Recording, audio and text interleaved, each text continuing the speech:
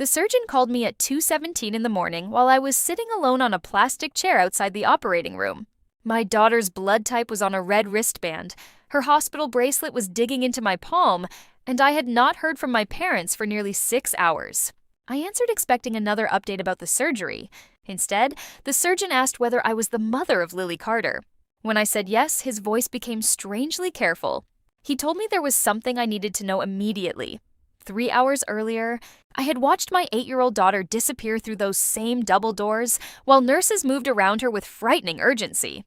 Lily had complained about stomach pain that afternoon, but she was still smiling, still asking whether she could have pancakes for dinner.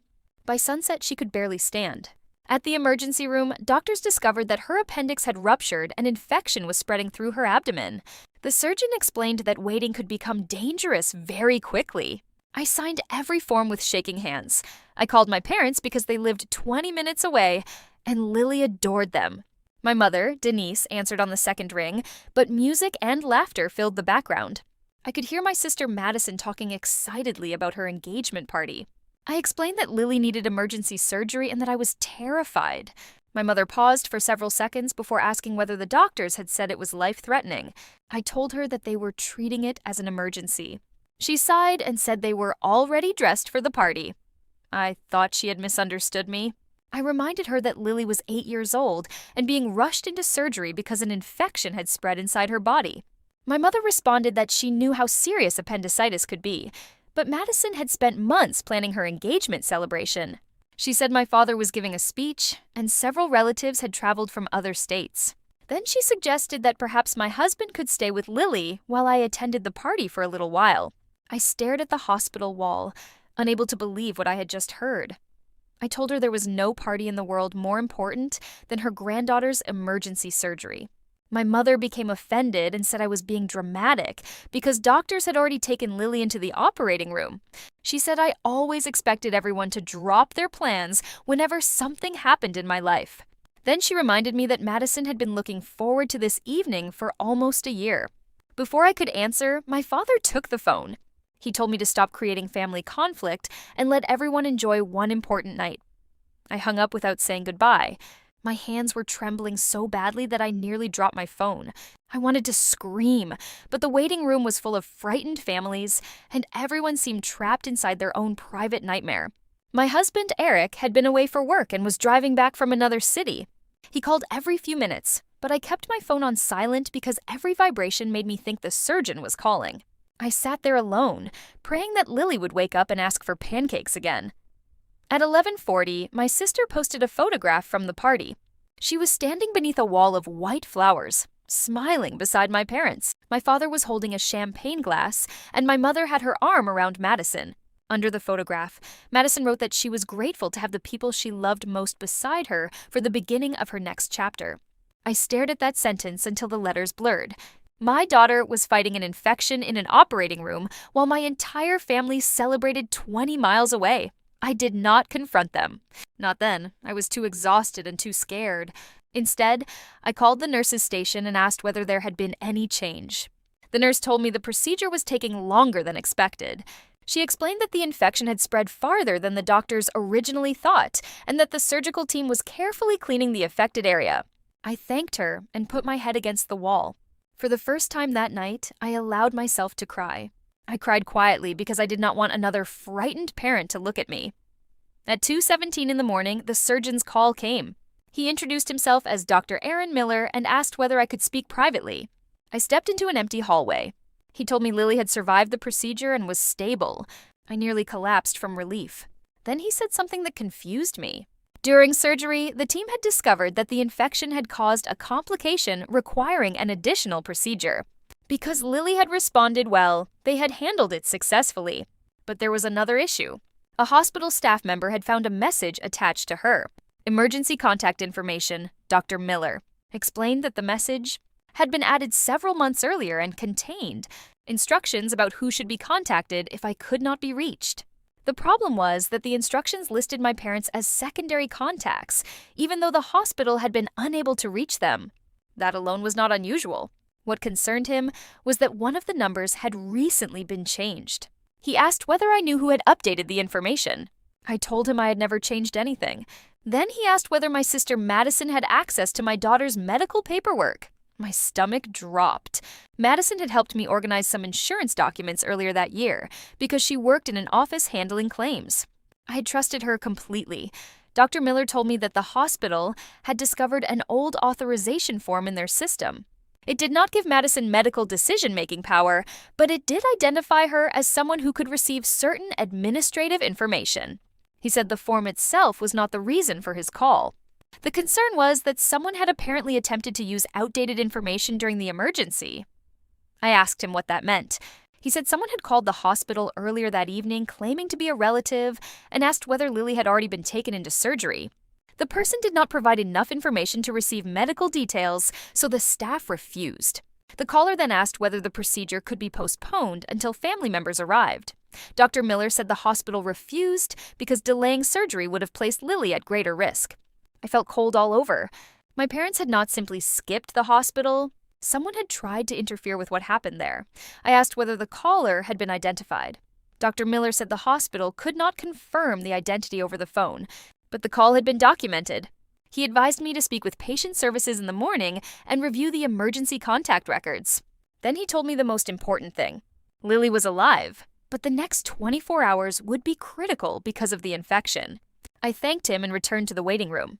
For the first time that night, I stopped wondering why my parents had chosen the party.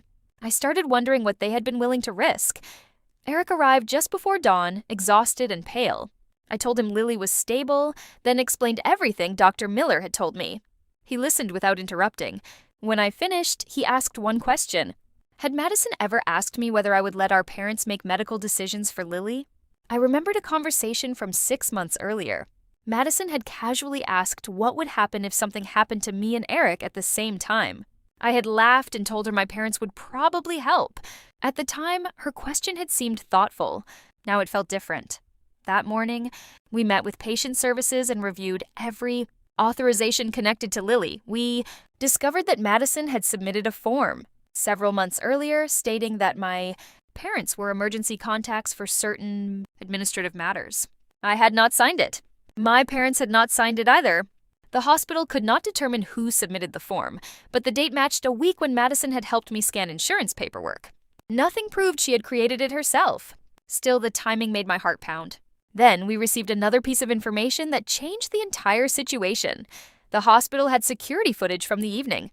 A woman had arrived at the information desk shortly after Lily was admitted. She had asked whether Lily was undergoing surgery and whether her mother had approved the procedure. The receptionist refused to provide information. The woman left after arguing for several minutes. The description matched Madison. I stared at the image on the screen. There she was, wearing the same silver dress from the engagement party photographs. She had left the party, driven to the hospital, tried to obtain information, and then returned before the celebration ended. When Madison finally called me that afternoon, she did not ask how Lily was doing. She asked whether Dr. Miller had spoken to me. I knew immediately that something was wrong. I asked her why she had gone to the hospital. She said she had only wanted to make sure everything was under control. I asked why she had told the receptionist that surgery should wait for family members. She became silent. Then she admitted that my parents had asked her to go. They believed I was panicking and wanted someone to convince the doctors that the surgery could wait. I asked her whether she understood what could have happened. Her voice became defensive. She said the doctors were already handling everything and that she had only been trying to protect the family from making a terrible decision under pressure. I told her there was no family decision to make.